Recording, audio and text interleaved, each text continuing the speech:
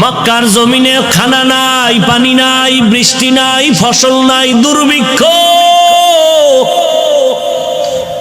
এই দুর্ভিক্ষের মধ্যে একজন আল্লাহর গোলাম যুবক, একদিন দুদিন প্রায় 3-4 দিন হয়ে গেল, খানা নাই। ডানে বামে খুঁজতেছে, খানা নাই। হজের মৌসুম চলতেছে, বান্দা হজও করতেছে, কিন্তু খানার উপবাস, মক্কায় দুর্ভিক্ষ।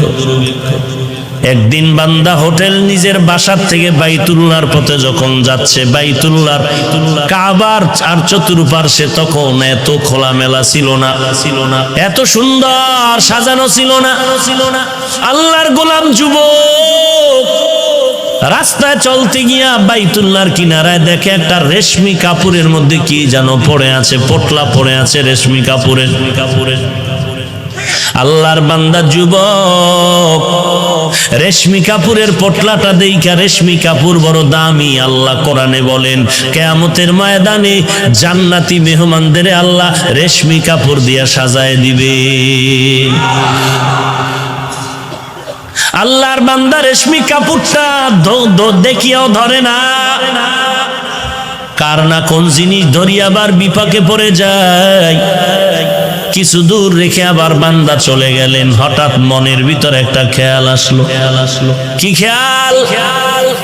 যদি আমি এই রেশমি কাপড়ের অংশটা ফেলে যাই, ভেতরে কোনো মূল্যবান জিনিস থাকতে পারে, কোনো চোর ডাকাত যদি পায় আমানতের খেয়ানত করবে, এটা তো মারাত্মক অবস্থা হবে।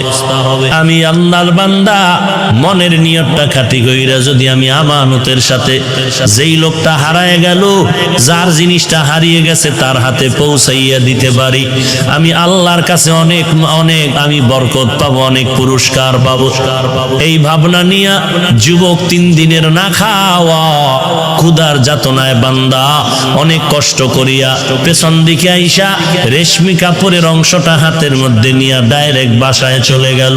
রেশমি কাপড়ের অংশটা খুলিয়া ভেতরে তাকায় দেখে সুন্দর একটা স্বর্ণের হার। এমন সুন্দর হার, ওই হারের মধ্যে আবার পেঁচায়া পেঁচায়া 300 মুক্তার দানা দিয়া এক সুন্দর পেঁচানো, সুন্দর ভাবে সাজানো। আল্লাহর বান্দা স্বর্ণের হার পেয়ে বড় খুশি, আবার অন্তরে ভয়, না জানি আবার আমার হাতের থেকে এটা খেয়ানত হয়ে যায়। আল্লাহ তুমি যথাযথ পৌঁছায় দেওয়ার রাস্তা খুলে দাও। এরে নবীর উম্মতের দল রেশমি কাপড়ের মধ্যে স্বর্ণের হার পাইল, আবার 300 মুক্তার দানা দিয়ে পেঁচানো। ঘরের মধ্যে হেফাজতে রাইখা এইবার কে হারাইলো, হারানো ব্যক্তির তালাশে ঘুরতেছে মক্কার ভেতর। হঠাৎ করে আওয়াজ পায়, কে যেন ডাক দিয়া বলতেছে, আমার একটা স্বর্ণের হার হারানো গেছে, কেউ যদি পাও আমার হাতে দেওয়া। পাগড়িওয়ালা ডাকে আর বলে, আল্লাহর বান্দা যুবক পাগড়িওয়ালার কাছে গিয়া বলে, হযরত কি হারানো গেছে? বলে স্বর্ণের হার। কেমন? বলে রেশমি কাপড়ে পেঁচানো। আর কি? বলে স্বর্ণের হাতে মুক্তার দানা লাগানো। বলে আমার সাথে হাতটা দেন, আমার সাথে চলেন। বুজুর্গ পাগড়িওয়ালাকে নিয়ে নিজের বাসায় চলে গেলেন। স্বর্ণের হার রেশমি কাপড় সহ তার হাতে দিলেন। কয় দিনের না খাওয়া? 3 দিনের না খাওয়া। 500 টাকা রাস্তায় পাইলে ছাড়ে না বাঙালি। এত বড় দামি বয়ান আইসাও আর একজনের মোবাইল চুরি করিয়া মুসলমান বাড়ি যায়। ওই যুবক 3 দিনের উপবাস। ওই পাগড়িওয়ালা বলেছিল যে আমার হারানো হাতটা ফিরায় দিবি, তাকে আমি 100 টাকা দান করে দিব হাদিয়া। যুবক মালটা তার হাতে আমানত দিয়ে এবার বিদায় নেয়। এখন বুজুর্গ বলে হাদিয়া নেও। বলে আমি এখন এর বিনিময়ে হাদিয়া নিব না, আমি চাই আমার আল্লাহ দিবে। বলে হাদিয়া নেও। বলে না, হাদিয়া হিসাবে এই মুহূর্তে নিব না। 3 দিনের না খাওয়া, হাদিয়া দেওয়া সুন্নত, নেওয়া সুন্নত। তারপরও যুবক নিলেন না। তাকওয়া কার ভয়? हर के दारत खौफे हक दर दिल मदम जन्नतुल मअवा देहद उरा मकाम। बुजुर्गरे हातটা দিয়ে চলে গেল পাগড়িওয়ালা বুজুর্গর দিলে বড় আফসোস, এমন একটা সৎ ছেলেকে যে আমাদের হার ফিরায় দিল, হাদিয়াও নিল না। যুবক বাইতুল্লাহর কিনারায় বইয়া মন ভরে তার জন্য দোয়া করলেন। শেষ হয়ে গেল। যুবক কাফেলা নিয়ে বাড়িতে রওয়ানা। বিমান নাই, রকেট নাই, তখন তো স্টিমার, নদীপথে সফর। নদীপথে সফরে রওয়ানা। আল্লাহর কঠিন পরীক্ষা। নদীর ভেতরে যাওয়ার পরে তুফান শুরু হয়ে গেল। তুফানের এক পর্যায়ে স্টিমার পানির নিচে চলে গেল, ডুবে গেল। ওই আল্লাহর গোলাম তাকওয়াওয়ালা যুবক ওই স্টিমারের একটা বয়া ধরে হাত ধরে রাখলো। আল্লাহ পাক নদীর পানিকে হুকুম দিলেন, আমার বান্দাটারে কিনারায় পৌঁছায় দাও। 3 দিনের না খাওয়া বান্দা আল্লাহর গোলাম যুবক পানিতে ভাসতে ভাসতে জংলার কিনারায় চলে গেল। নদীর ওপার উইঠা তাকায় দেখে চতুর্দিকে জঙ্গল, রাস্তা নাই, চলার মতো অচেনা পথ। আল্লাহর বান্দা তাকওয়ার মানদণ্ডে আল্লাহর ভয় নিয়ে রাস্তায় হাঁটে আর আল্লাহর নামের জিকির করে। আল্লাহর জিকির করে। আল্লাহ বলেন ফাজকুরুনি আযকুরুকুম। যেই বান্দা আমার জিকির করে আমিও তার স্মরণ করি, যে আমাকে ভুলে না আমি আল্লাহ তাকে ভুলি না।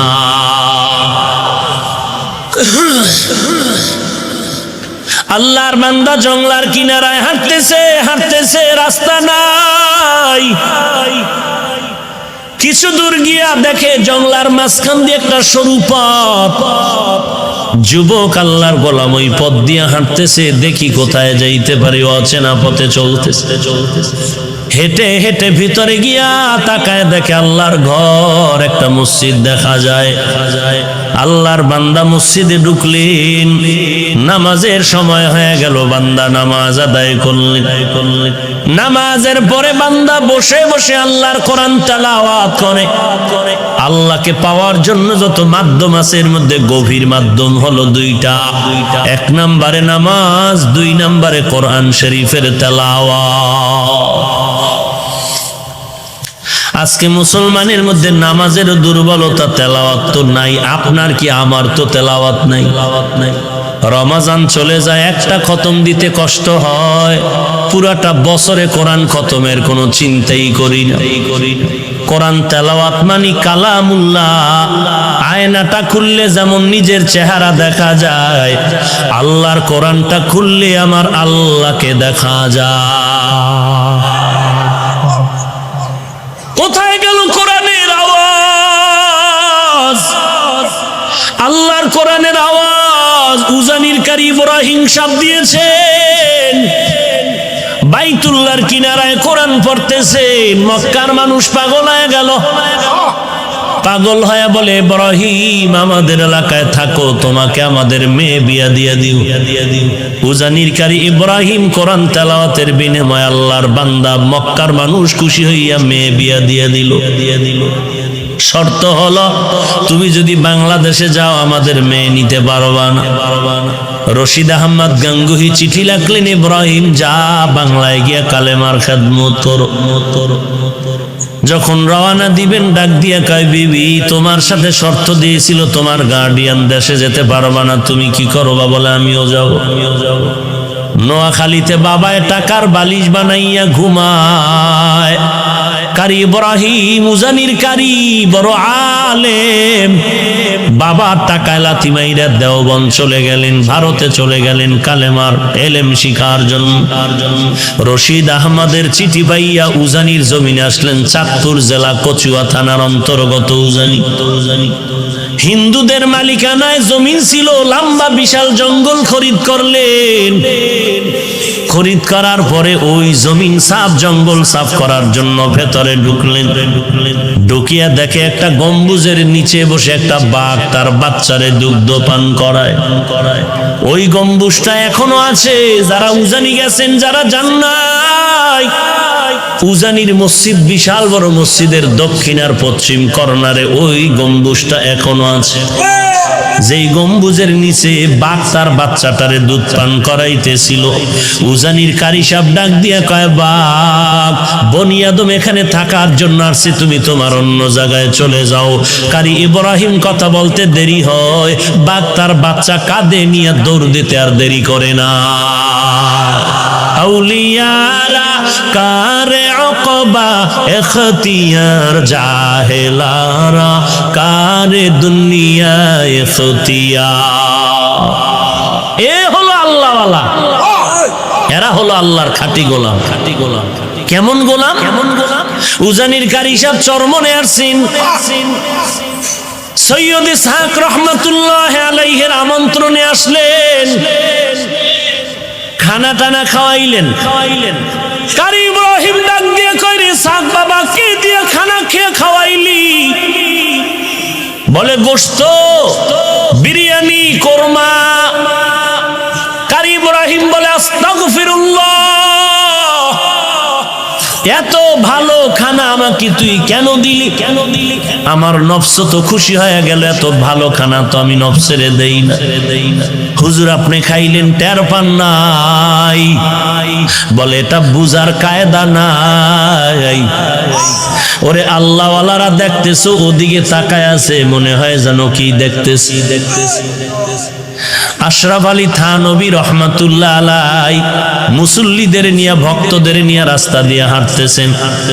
হঠাৎ করে রাস্তার কিনারায় দেখে সুন্দরী মেয়েরা কলস ভরে ভরে পানি নেয়, পাত্রে পানি নেয়। হঠাৎ একটা নজর দিলেন আশরাফ আলী থানভী। এক নজরে তাকায় আছেন, মনে হয় যেন মেয়েদের দিকে কি খারাপ দৃষ্টিতে তাকাইছেন। ভক্তরা কিছু বলে না, বেয়াদবি হয়ে যাবে। খানে কায়েমদা দিয়ে যাওয়ার পরে হযরতের কাছে প্রশ্ন করলেন, হযরত, আপনি মেয়েদের দিকে তাকাইলেন কেন? একটু জানতে মনে হয় জানতে চাই। আশরাফ আলী থানভী হাকিমুল উম্মত বলে, যাও তোমরা ওই এলাকা একটা ঘুরি দিয়া খবর নিয়ে আসো। তারপরে খবর নিয়ে দেখে ওই বাড়ির মধ্যে কান্নার আওয়াজ, ওই মেয়েটা এখন আর জমিনে জিন্দা নাই। আশরাফ আলী থানভী কয়, রে ভাই, আমি নজর করে দেখলাম ওর উপরে কেমন যেন পরকালের বাহিনী, পরকালে আজরাইলের আক্রমণ, আজরাইলের আনাগোনা আমার অনুভব হইল। এই জন্য আমি দেখলাম যে হায়াত তো বেশিক্ষণ নাই। এটা বান্দার তবেই ব্যাপার না, এর নাম হলো কারামত।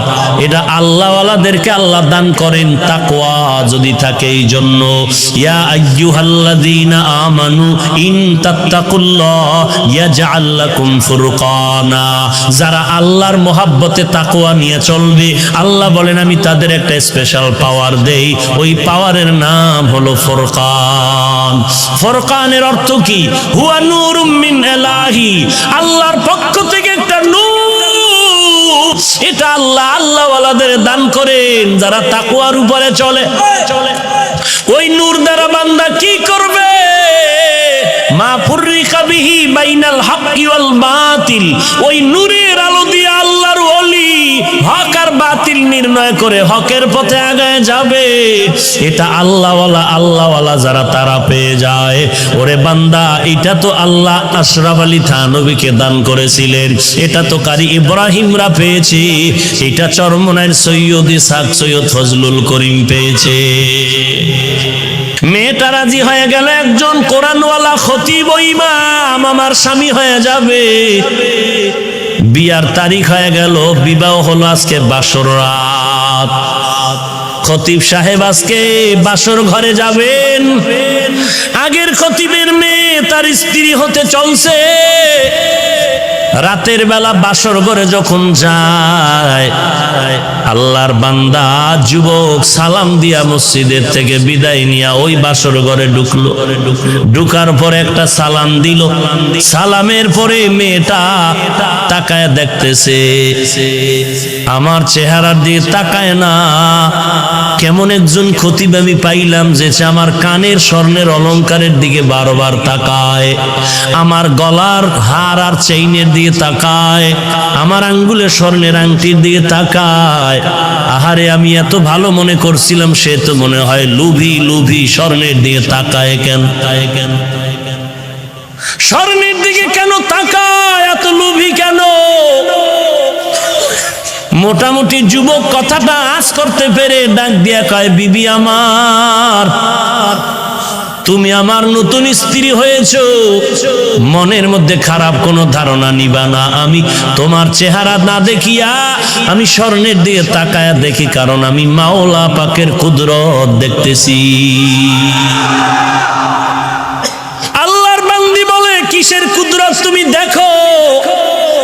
বলে, তোমার স্বর্ণের আংটি, স্বর্ণের কানের অলংকার আর গলার মধ্যে যা দেখতেছি, মনে হয় জানো মক্কার জমিনে আমি একদিন স্বর্ণের হার পেয়েছিলাম রেশমি কাপড়ে পেঁচানো, ওই হারটা তোমার গলার মধ্যে যেন দেখা যায়।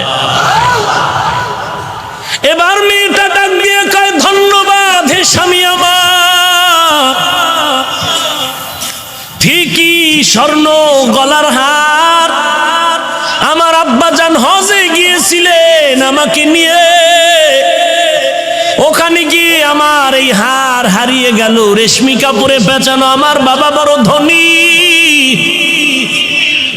ওই হার হারিয়ে যাওয়ার পর আমার বাবা মক্কার অলিতে গলিতে ঘুরিয়া ঘুরিয়া কান্না করে বলেছিল, 1000 টাকা দিবে, 100 টাকা দিবে।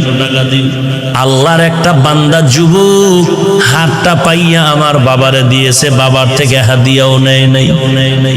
আব্বা জান ওই যুবকটারে বহু তালাশ করেছে, কিন্তু আর খুঁজিয়া পায় নাই। কয়েক মাস আগে আমার বাবা ইন্তেকাল হয়ে যায়, এই সময় আমার হাতটা ধরে বাবায় কান্না করে বলেছি, এরে মা, তোর মতো একটা দিনদার স্ত্রী, একজন মেয়ে আমানত আমি কার হাতে রেখে যাব পাইলাম না।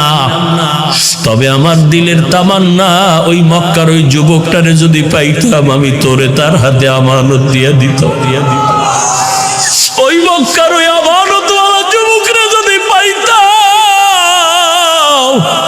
তোর মতো বান্দিটারে আমি তার হাতে তুলে দিয়ে যাইতাম। আমি ওই যুবকের পাইলাম না, যে আমার হাতটা পাই আমার হাতে দিয়েছে, হাদিয়াও নেই নাই। আমার বাবা আমার হাতটা ধরিয়া কান্না করে দোয়া করিয়া মরিয়া গেছে। আমি ওই দিন থেকে মাওলার দরবারে সিজদায় পড়ে কান্না করেছি, রে মালিক, আমার বাবার মনের আশাটা পুরাইয়া দাও, ওই যুবকের মিলাইয়া দাও, ওই আমানতওয়ালা যুবকের চাই। আজ মনে হয় যেন আমার দোয়া বাবার আশা কবুল হয়েছে। তোমার হারানো হার দিয়ে তুমি হাদিয়া নাও নাই, তুমি বলেছিলে আমার মাওলা আমারে হাদিয়া দিবেন। আজকে আমার মাওলা তোমার উপরে খুশি, শুধু আজকে হার তোমাকে দেয় নাই, বরং হারওয়ালা বান্দিকেও তোমাকে হাদিয়া দিয়েছে। या इलाही तू मेरा माबूद है, या इलाही तू मेरा माशूक है, या इलाही मुझसे मुझको दूर कर, ताकि देखो मुझ में तुझको एक नजर। এরে আমার পর্দার আড়ালের মা ও বোনেরা, মাওলার দরবারে চোখের পানি ছেড়ে কাঁদো। বাড়িওয়ালা টাকাওয়ালা দেইখা পাগল হইও না রে বোন। টাকা পাইবা, বাড়ি পাইবা, যদি শান্তি না পাও জীবনটার কোনো দাম নাই। এরে আল্লাহর বান্দিরা, আমার মাওলার কাছে বলো, মালিক দুনিয়াতে তুমি আমার এমন একটা স্বামী দিও, অন্তত কোরআনওয়ালা যেন থাকে, দিনদার হয়, চরিত্রটা যেন ভালো হয়। ও ভোলা এলাকার যুবক ভাই, আল্লাহর দরবারে চোখের পানি ছেড়ে কান্দ করো, আল্লাহর কাছে মাপ চাও, আর বলো আল্লাহ এমন একটা মেয়ে তুমি আমার স্ত্রী বানায় দিও, কিছু পাই আর না পাই অন্তত যেন কোরআনওয়ালা পাই। কারণ যেই মহিলা কোরআনওয়ালা হবে তার সন্তানও জমিনের আদর্শওয়ালা হবে, গাছ ভালো হলে ফল ভালো হবে। এরে যুবক আল্লাহর গোলাম, আল্লাহর দরবারে তওবা করে কান্না করো, জীবনে কোনো মেয়ের চরিত্রে আঘাত করবি না, যদি করো তোর কপালটা পুড়ে যাবে, তোর জিন্দেগি ধ্বংস হয়ে যাবে। জীবনে নেশাগ্রস্ত হইও না, নেশার পেছনে পড়িও না রে বাবা। আজকে একটা যুবক আল্লাহর বান্দা, আপনাদের ভোলা এলাকার দামি সবাই নাম বললে চিনবে, সাংবাদিকতা করতো আল্লাহর বান্দা, আজকে চোখের পানি ছেড়ে দোয়া চাইলেন, অ্যাক্সিডেন্ট হয়ে পাও একটা অনষ্ট হওয়ার পথে চলে গেল। আমাকে আগের ছবিগুলো দেখাইলো আর বলল হুজুর আমি অল টাইম পিস্তল নিয়ে চলতাম, বলার মধ্যে আমার সামনে একটা চোখ তুলে কথা বলার কেউ ছিল না, কিন্তু আপনার বয়ান শোনার পর আমি এমন ভাবে মজবুত হয়ে গেছি, আমি প্রতিদিন নামাজ পড়ি রাতের বেলায়, অসুস্থ অবস্থায় নামাজ ছাড়ি না। এরে নবীর উম্মতের দল, এরে যুবক আল্লাহর গোলাম, আজকে এত বয়ান আল্লাহওয়ালার চলে আর পরও কেন নামাজ পড়ো না রে যুবক? আজকে আমি টুপি ফালাই না, শীতের মধ্যেও নামাজ বাদ দেই না, কারণ তুমি বলো টুপি মাথায় দিলে গরম হয় মাথা, তোমার থেকে কম বুঝি না, দাড়িটা রাখলে যৌবনের ভাব চলে যায়, তোমার থেকে কম বুঝি না, এরপরও কেন টুপি ফালাই না, দাড়ি ফালাই না, নামাজ ছাড়ি না? একমাত্র কারণ আল্লাহর কোরআন সত্য, নবীর কথা সত্য, গুনাহগার হয়ে কবরে গেলে কবরের আযাব সত্য হয়ে যাবে। জমিন থেকে 9,30,00,000 মাইল উপরে সূর্য রাতের বেলা নাই, এত ঠান্ডার মধ্যে এত গরম লাগে, এত ঘাম। আল্লাহর নবী বলেন দুনিয়ার ঘরে আগুন লাগলে যেমন পানি ছাড়া ঠান্ডা করা যায় না, এই দুনিয়ার গরম থেকে জাহান্নামের আগুনের গরম আরো কঠিন। পরে আল্লাহর নবী বলেন গুনাহগারেরা যদি গুনাহ নিয়ে কবরে যাও, ওই কবরের মধ্যে দুই পার্শ্বের মাটির চাপ, একটা নয় দুইটা নয় 70 থেকে 99টা সাপের কামড়। এরে নবীর উম্মত সাহাবায়ে কেরাম শুধু কবরের চিন্তায় কান্না, খানা নাই, ঘুম নাই। এরে যুবক আল্লাহর গোলাম, হাতের মধ্যে একটা বেতের বাড়ি দিলে সহ্য করা যায় না, গুনাহ নিয়ে কবরে গেলে মাটির চাপ কেমনে সহ্য করবা? আল্লাহর দরবারে তওবা করো হে মালিক। এই ময়দানে ডানে বামে তাকায় দেখো, তোমার মতো কত যুবক দাড়িওয়ালা 5 ওয়াক্ত নামাজি, তুমি কেন পারবা না? তোমার মতো যুবক ব্যবসা করে নামাজ ছাড়ে না, তুমি কেন পারবা না? তোমার মতো যুবক ড্রাইভারি করে নামাজ ছাড়ে না, তুমি কেন পারবা না? আল্লাহর কাছে তওবা করো, চোখের পানি ছেড়ে কান্না করো, আল্লাহ গুনাহ নিয়ে কবরে যাব না, তোমার দরবারে আমি তওবার দরজায় ফিরে আসলাম, তুমি আমাকে মাফ করে দাও। জীবনে আর নামাজ ছাড়বো না, জাহান্নামের আগুন সহ্য করতে পারবো না। আজকে থেকে ধোকায় পরে যত গুনাহ করছি তওবা কর দরজায় ফিরে আসলাম, আর জীবনে গুনাহ করব না, নামাজ ছাড়বো না, মা বাবাকে কষ্ট দিব না, আলেম ওলামাদের বিরোধিতা করব না, আর কোনোদিন দেশের বিরুদ্ধে জাতির বিরুদ্ধে ষড়যন্ত্র করব না, আর কোনোদিন নবীর সুন্নতের বাহিরে চলবো না। জীবনে টুপি আর ছাড়বা না, নামাজ ছাড়বা না।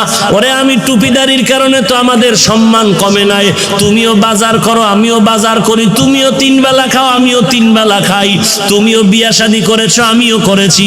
ওরে বাবা বলো, টুপিদারির কারণে তো আমরা নিচে পড়িয়া যাই নাই, বরং সর্বোচ্চ সম্মানে আল্লাহ রেখেছেন। তবে তওবা করো, আল্লাহর কাছে চোখের পানি ছেড়ে কান্না করো।